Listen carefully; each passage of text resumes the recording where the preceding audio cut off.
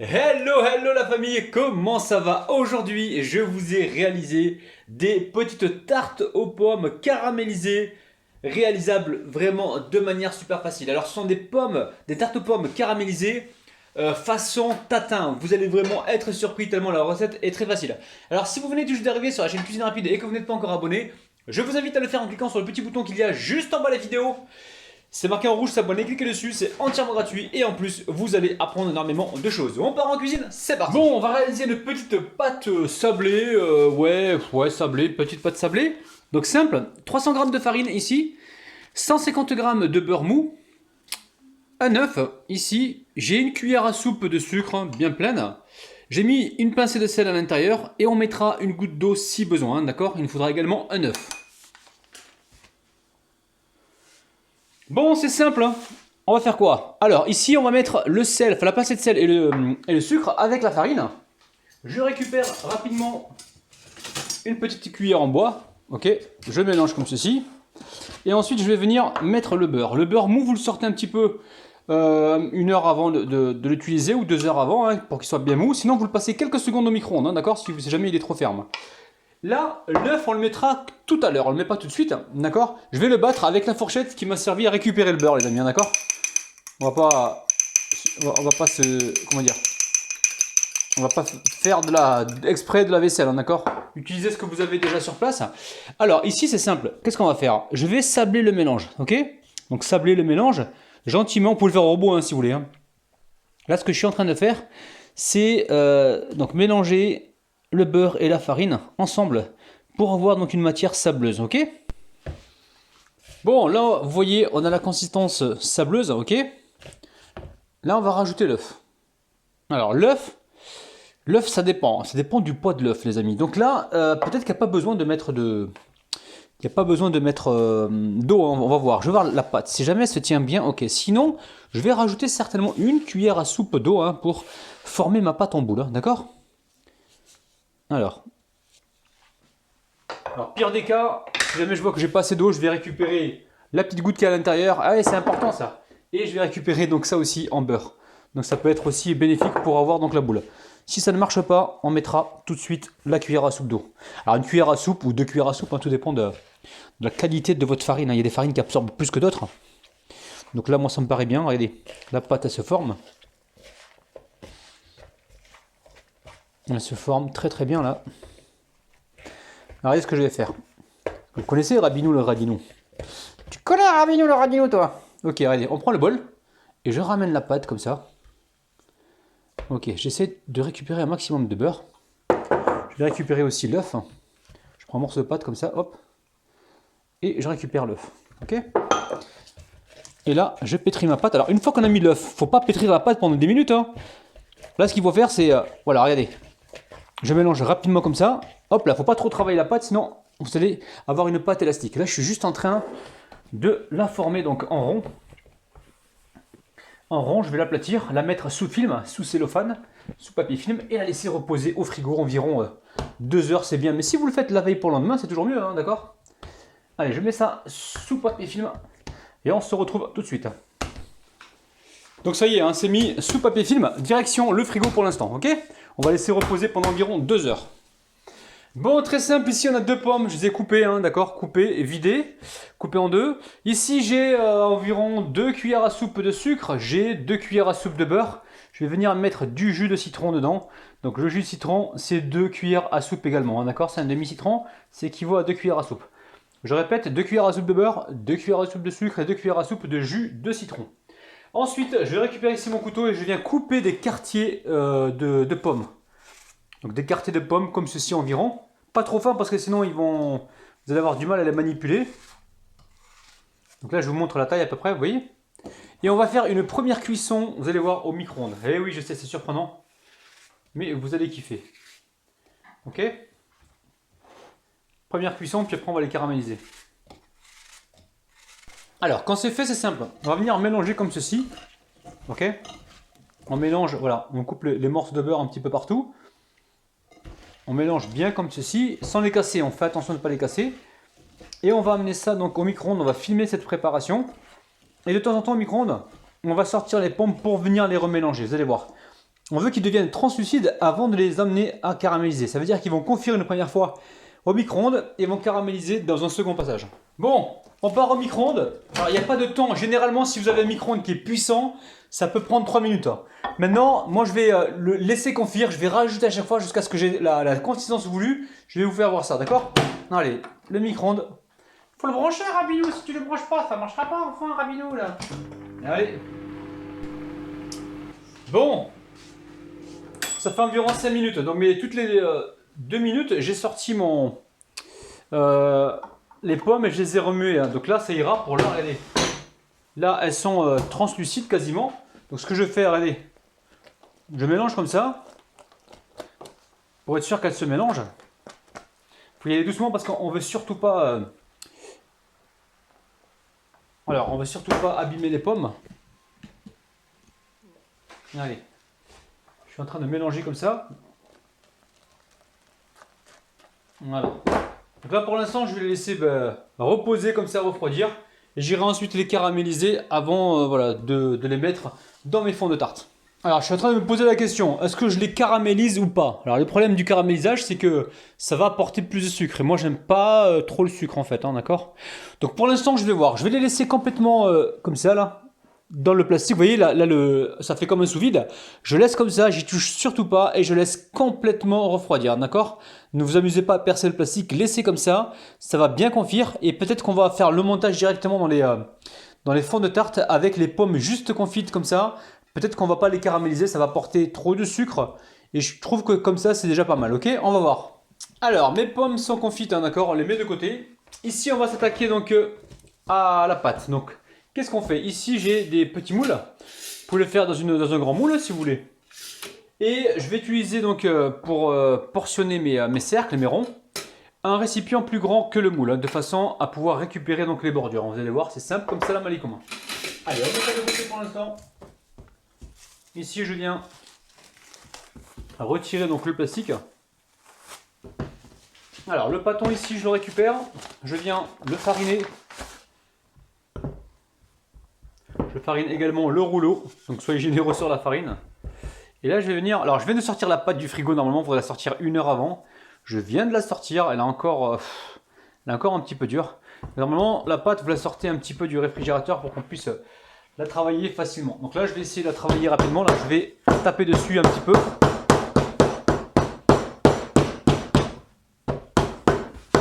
Et à chaque fois que vous retournez la pâte comme ça, assurez-vous qu'il y ait assez de farine en dessous, hein. Et là, je viens étaler.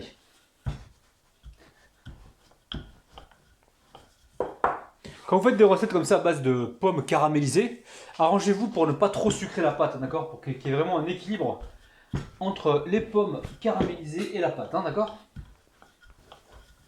Bon, une fois que vous avez étalé la pâte, on vient ici récupérer donc notre moule, notre bol si vous voulez. Ok, on récupère le couteau Rabinou que vous pouvez commander sur ma chaîne. Vous avez le lien en bas de la vidéo pour offrir donc comme cadeau donc de fête de fin d'année, cadeau de Noël à votre famille. N'hésitez pas à commander ces couteaux. Vous pouvez graver ce que vous voulez dessus et l'offrir à qui vous voulez. Vous avez aussi les coloris au choix. Laissez-vous guider par le lien qui est juste en bas de la vidéo, hein, d'accord? D'ailleurs, je vous remercie parce que vous êtes nombreux à m'en commander et ça me fait plaisir. Alors, ok. Donc là, on a coupé le premier rond. On va essayer d'aller comme ça en quinconce pour essayer d'en récupérer un peu plus. Ok. Allez, je retire l'excédent que je vais venir retravailler pour récupérer d'autres disques, hein, d'accord? Alors, soit vous récupérez d'autres disques, soit je vais peut-être le garder pour une prochaine recette, ok? Et filmer tout ça, hein, mettre ça sous film. Allez, je mets ça de côté pour l'instant. Alors ici j'ai un moule, je vous montre, c'est simple, très simple. Regardez, là je récupère de la pâte et je m'assure d'être bien régulier. Donc là je fais rentrer la pâte sur les côtés.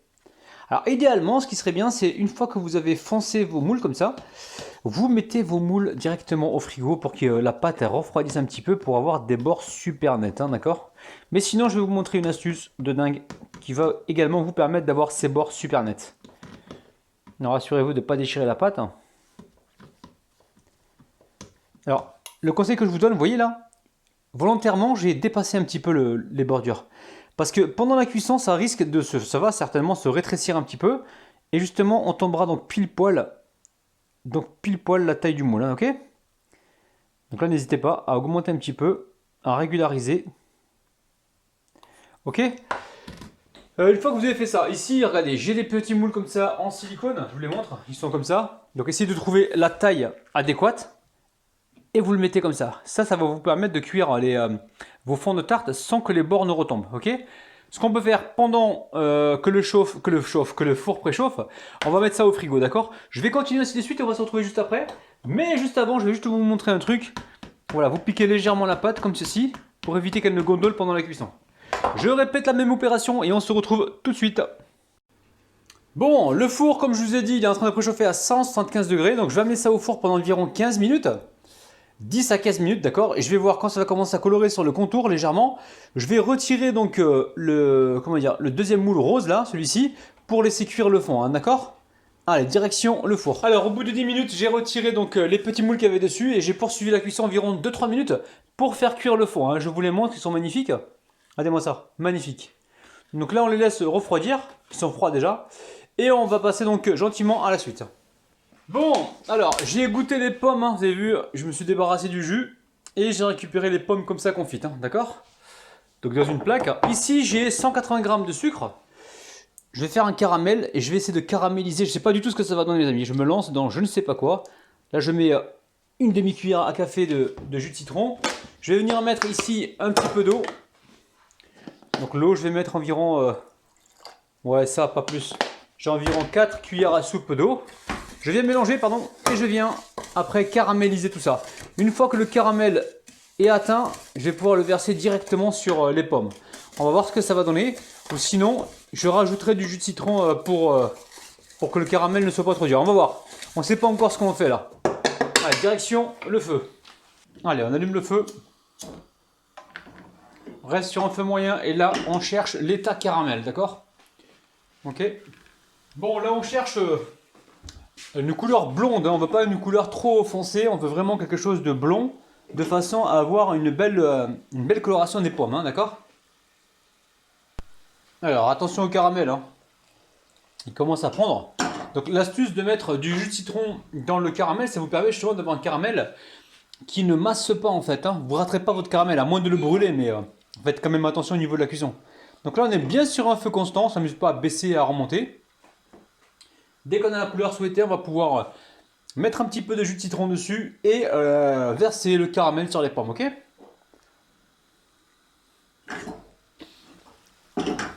Là, vous voyez, cette couleur-là, pour moi, elle me convient, d'accord? On coupe le feu et on se retrouve sur le plan de travail. Alors, regardez cette couleur qui est nickel. Je vais mettre juste un petit peu de jus de citron. Ça va empêcher que le caramel ne durcisse. Et je verse ça directement donc sur mes pommes. On essaie de bien les arroser. On prend le temps. Donc les pommes, elles sont fragiles, c'est pour ça qu'il faut les coucher directement sur une plaque justement pour pouvoir les caraméliser sans les casser, hein, d'accord? Donc voilà, n'hésitez pas à faire ce que je fais là, regardez. À faire comme ça des va-et-vient comme ça, hop là, pour permettre justement aux pommes de bien absorber le caramel. Ok, vous avez vu? Alors s'il y a un caramel ici, là par exemple, une pomme qui n'a pas été complètement baignée dans le caramel, on n'hésite pas. On l'aide comme ça, ok? Allez, pour l'instant, on va laisser ça complètement refroidir. Ok? Et on se retrouve tout à l'heure. Oui, j'ai oublié. Juste avant, voilà, voilà ce qu'on va faire. On filme la préparation comme ça et on laisse bien les pommes comme ça filmer. Sinon, vous mettez un plat par-dessus, ok? On se retrouve donc tout à l'heure. Donc là, vous voyez, hein, on a mis donc le caramel sur les pommes. Alors, ce qu'il faut savoir, c'est qu'au départ, quand on a cuit les pommes au micro-ondes, il y a du jus qui s'est dégagé. On s'est débarrassé donc du jus qui était sucré. Hein. Vous aurez pu le garder pour faire un sirop, par exemple, c'était possible. Ce jus-là, et voilà, le sucre est parti dedans en fait. Donc si vous voulez, on a des pommes qui sont pas non plus sursucrées. Ne vous inquiétez pas de ce côté-là. Donc là, le caramel que l'on a mis, on le laisse à température ambiante. Une fois que c'est froid, d'accord, vous mettez votre plaque au frigo. Pourquoi? Parce qu'on a besoin que le caramel se décompose en fait. Se décompose pas, mais il va plutôt se ramollir au contact du froid. Et c'est cette, comment dire, c'est comment dire, cette pomme bien caramélisée que l'on va récupérer demain. Donc là, la pomme, elle va absorber du caramel. Elle va, comment dire, le caramel, lui, là, il est dur là pour l'instant, donc il va se ramollir et on pourra récupérer des quartiers de pommes et décorer notre gâteau, notre tarte. Donc là, soyez patient quand vous faites cette recette-là. Si vous voulez, ben, commencez par les pommes, d'accord? Vous les laissez une nuit au frigo. Il n'y a pas besoin d'une nuit, mais bon, moi je dis nuit parce que je fais pas mal de recettes. Donc je m'avance un petit peu. Donc je laisse toute la nuit, ça va pomper un petit peu le caramel. Et on va se retrouver avec une belle couleur bien brillante, ok? Donc je mets ça au frigo et on se retrouve demain matin. Bon, alors, je vous explique les amis. Donc là, les pâtons, je les mets de côté pour l'instant. Ici, j'ai alors les pommes confites. Donc c'est important de les laisser au frigo. Moi, je les ai laissées toute la nuit. Pourquoi? Parce que le contact du froid avec le caramel va faire que le caramel va se liquéfier. Comme il va se liquéfier, ça va nous permettre de le manipuler plus facilement. Il ne sera pas collé, d'accord? Mais cette étape est importante. Laissez vos pommes directement donc, au frigo pour que, voilà, pour que vous puissiez les manipuler. Si vous les utilisez tout de suite, ça va être dur, ça va coller. C'est pas possible, ok? Donc là, j'ai fait un premier montage hors caméra. Je vais vous montrer, c'est simple comme salam alaikum. Hein. D'accord? Alors, moi, qu'est-ce que j'aime bien faire? J'aime bien avoir plusieurs textures de pommes. Là, on a des pommes qui sont caramélisées et confites, ok? Alors ici, on récupère un moule à tarte. Donc là, on va pouvoir tout à l'heure le déplacer comme ça. Vous voyez, c'est simple. Hein. Là, je récupère de la compote de pommes. Alors, soit vous faites de la compote de pommes maison, d'accord, soit vous l'achetez dans le commerce. Moi, j'ai choisi une compote de pommes pas sucrée en fait, d'accord, sans ajout de sucre, ok, pour contrebalancer avec le caramel. Après, vous pouvez faire votre compote à la maison. Si vous le faites, attention à la quantité de sucre, ok. Donc là, il ne s'agit pas de mettre trop de compote. On va mettre juste une petite cuillère à soupe, d'accord, pour avoir cette texture de pommes compotées et de pommes caramélisées, ok. On tapote comme ça. Ensuite, ce que j'aime bien faire, c'est mettre du croustillant. Alors, soit on choisit de mettre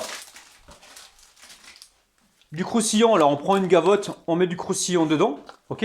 Soit vous choisissez des... alors ça, c'est voilà, c'est des petits croustillants, vous savez, que l'on trouve dans le commerce.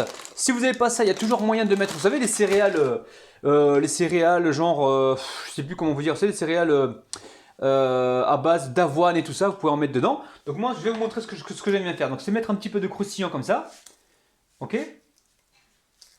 Alors là, je mets du croustillant. Si vous voulez pas mettre ce croustillant, vous mettez ici des gavottes. Alors les gavottes, je les avais dans le frigo.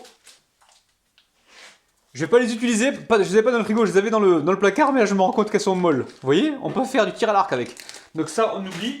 Si vous avez des gavottes fraîches, utilisez-les, d'accord. Donc là, regardez. On met un petit peu de croustillant, on fait rentrer le croustillant dans la compote de pommes. Ok, c'est simple. Hein. Et ensuite, alors, je retire le plastique déjà. Et ici, je vais venir disposer mes pommes. Ok. Si vous avez des pommes qui sont moins jolies, vous les mettez en dessous, d'accord. Par exemple, celle-ci là, on peut les mettre en dessous, hein. Ok. Et dessus, on met les jolies pommes. Ok. Donc là, les petits morceaux de pommes comme ça qui se sont effrités pendant la pause, on peut les mettre en dessous, hein. On cache la misère, comme on dit. Ok, ensuite on essaie de récupérer des pommes comme ça, gentiment, allez, tout doucement, hop là. Et on vient les mettre comme ceci, ok. Vous voyez. Et on va les disposer comme ça en quinconce. C'est simple, vous allez voir. Il n'y a rien de compliqué. Donc là on récupère les pommes. Alors on peut choisir le côté qui était en contact direct avec la plaque. C'est le côté qui a absorbé le plus de caramel. Je vais essayer de voir si je peux faire cette opération avec le premier que j'ai pour. C'est pas grave. Ce sera pour les prochains. Donc alors regardez. Vous allez chercher ici les pommes qui ont été en contact directement avec la plaque du dessous. Vous retournez la pomme. Vous voyez comme ça, vous avez ce côté-là qui est plus confit. Ok. Mais on y va tout doucement pour pas abîmer la pomme. Hein. Ok. Vous voyez, regardez. Ce côté-là, il est translucide. On va pouvoir l'utiliser. Ok. Regardez. Vous mettez ça comme ça. C'est hyper simple. Ok. Allez, on va continuer. On va récupérer de la pomme. Alors, essayez de prendre les mêmes tailles, dans la mesure du possible. Hein. Surtout, on y va tout doucement. Alors là, hop là, on va retourner, vous voyez, ce côté-ci, il est plus caramélisé. Ok. Alors là, je vais pousser gentiment la pomme. Je vais retourner, regardez-moi ça.